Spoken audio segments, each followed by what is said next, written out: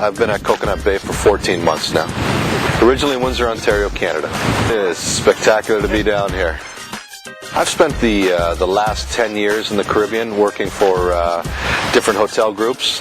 When the opportunity came up to join Coconut Bay in St. Lucia, I jumped at it. This is my 5th island in the last 10 years, and every island has its unique qualities. I think St. Lucia has natural, majestic beauty, and it also has the luxury of having probably the most genuine native people living here that I've encountered in my 5 islands anyway.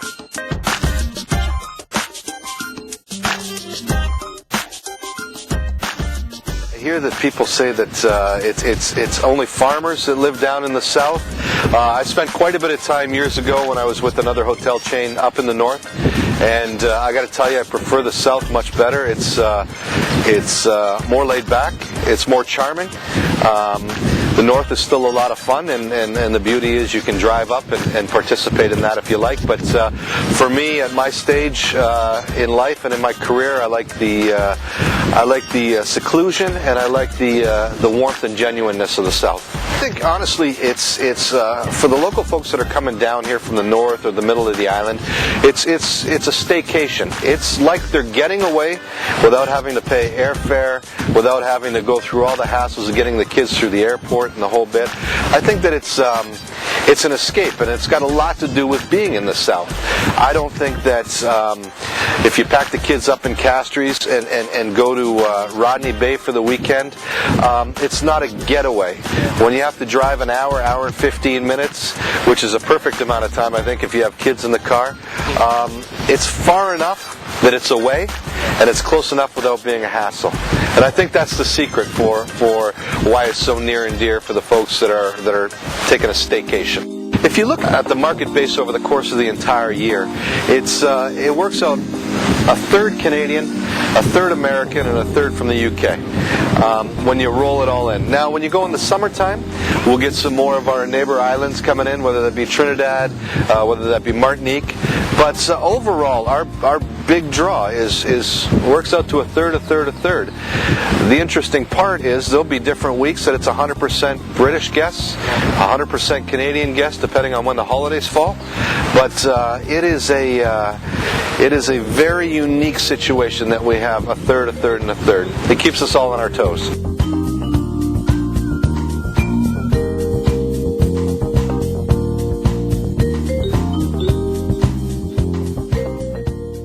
Our guests all talk about it. Normally when they travel throughout the Caribbean, they'll get to a small airport, and then they'll have to get on a bus and travel. But whether it's a half an hour or an hour and a half, after a long day at the airport that usually starts very, very early in the morning, the ability to be off that plane and on the beach with a drink in your hand in less than 45 minutes is an amazing bonus that we have over anybody else on the island. I hope that's in your brochure. It is in the brochure. It's all over the brochure. They say location. When people hear that it's so close to the airport, they say, wow, we're going to be disturbed by planes all day. It's just not the case here. The planes all land on the west side of the island, so we don't hear them land.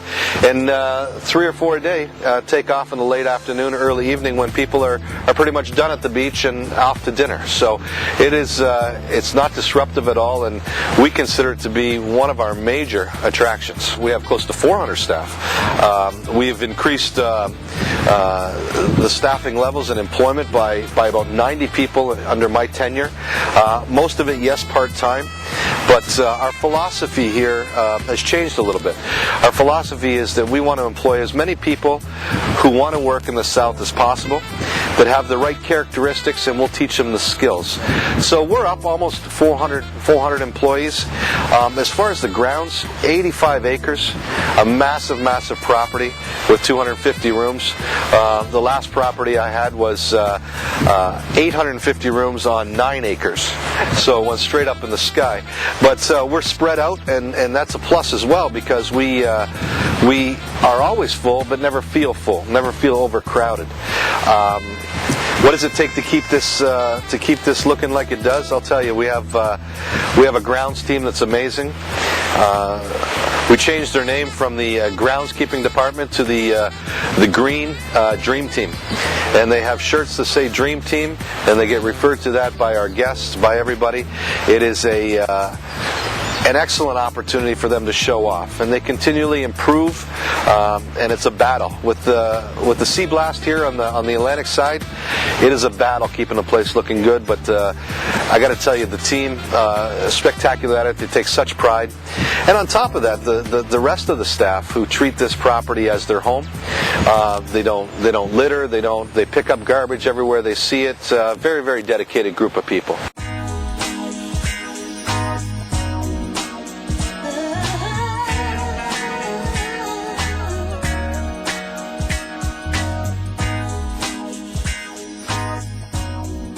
Mr. Hendrickson, that owns the property, believes very much in two things. He believes in making his employees' life better through steady employment, through allowing them to better themselves, and he believes in making the community better by his business being successful and giving back to the community. My personal philosophy, I work away from my family. I'm always where I'm at alone. I take on something that's near and dear to my heart, which is the children's ward.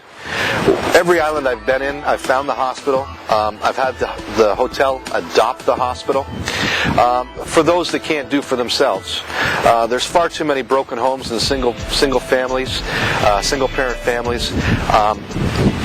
Far too hard to earn a living and then also pay medical bills and take care of their children. Those that are working don't get to spend as much time at the hospital with their child as if they are not working. I like the hotel, myself and my team, to help out. Now, that isn't all about money, although money is a big component. It's about going there and visiting with the team, with my social committee. It's about Christmas time, bringing presents and Christmas carols. It's about providing them pillows and Pampers and the supplies they may need that their parents might not be able to provide. Yes, the hospital, St. Jude's, can provide some things, but they need everybody's help. We are the largest employer in the South. We have a responsibility, I believe, to reach out and help as many people as possible. We can only do that by being a profitable hotel. So there's things that we must do to become profitable, and then I believe I personally have to steer the responsibility back to give back to the community. Very often we get so many people, so many groups and church groups and sporting groups and charities that ask us for things daily. I get probably 25 letters a week for contributions. It's very hard to say no, so we try to do a little bit for everybody. But where our lion's share goes to is our focus, which is the children in the hospital and helping out St. Jude's with medical equipment, with whatever it is they need, but also with our sweat and our tears to go and help out as well as human beings. I believe that's the least we can do. We don't do it for any recognition. We don't do it for any other reason but to go and take care of it because they need our help. We try to help out all the other groups where we can. I truly believe, and I've said this many times, our responsibility as the largest employer of the South reaches up to Choiseul on the west. It reaches up on the east coast to Dennery. And we try to help all the groups under there. We truly believe that the 15, 18, 20 resorts in the north can take care of the north end of the island. We try our best to take care of the south end of the island. We can't get to everybody, and we can't give everybody everything they need, but we truly do help out in the millions of dollars every year to these groups.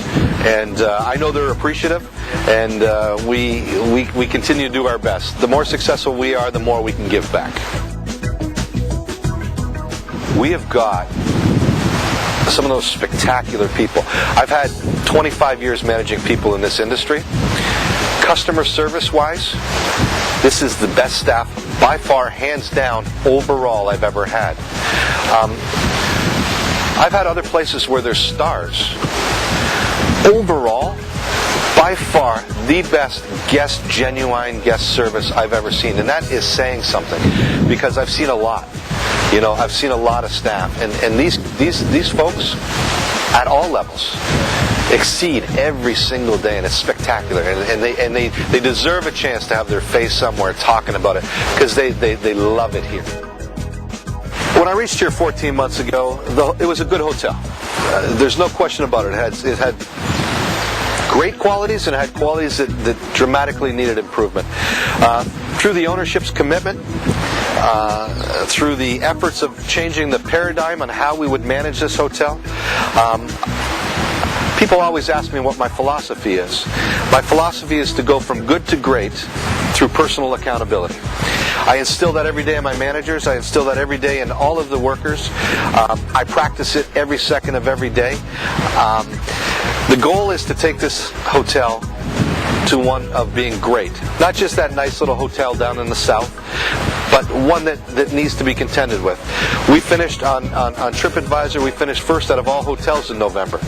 That is a landmark achievement for us. We must continue that. The owner has committed to us to continue growing this hotel, from adding other hotels on the property to expanding this existing hotel, under two conditions. We can be profitable. We can make the lives of our staff better by doing so.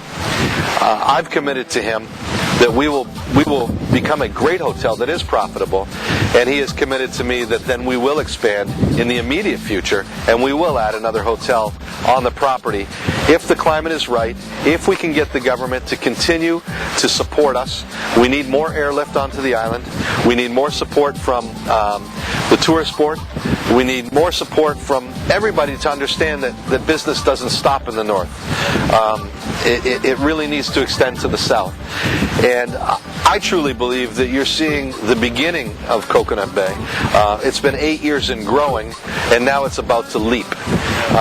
We have that commitment from our owner because he believes in St. Lucia, and he believes in reinvesting into the south, into the community. He often says there's only a couple of people that are continuing to invest in this island, and they both seem to be coming from Jamaica. Now, if that's the case, that's the case. I think it's a beautiful island that is completely untapped. I think that the youth of this island especially have so much to offer and so much to give, but there's not enough of a training ground. There's not enough of an opportunity to show what they can do, because they don't even know what they can do. And Mr. Hendrickson is committed to allow us here on the property to create different types of opportunities for the youth, whether through internship, through joint training, all of these things. And you can bet you're going to see expansion here. You can bet that you're going to see more investment. We need others to come on board with that. It isn't a one-man show. So I think you're going to see a lot more. 85 acres completely underutilized. I'd love to see a boutique hotel. I'd love to see an expansion to this hotel. We have the business. The business isn't the problem. The lift is the problem. Getting the people here. People want to come here, but they can't get here. The airfare is too expensive. The room rate is too low. When you look at other jurisdictions, our room rate should be much higher. We are an exclusive destination. We have to continue trying to get the airlift up. We have to get the airlines incentivized to come here more often, not less, not compromising their seats, but growing their seats. We need the demand to exceed what we have here. And I think that the island will continue to grow. The South is untapped. There should be more hotels down here. It is spectacular. Spectacular.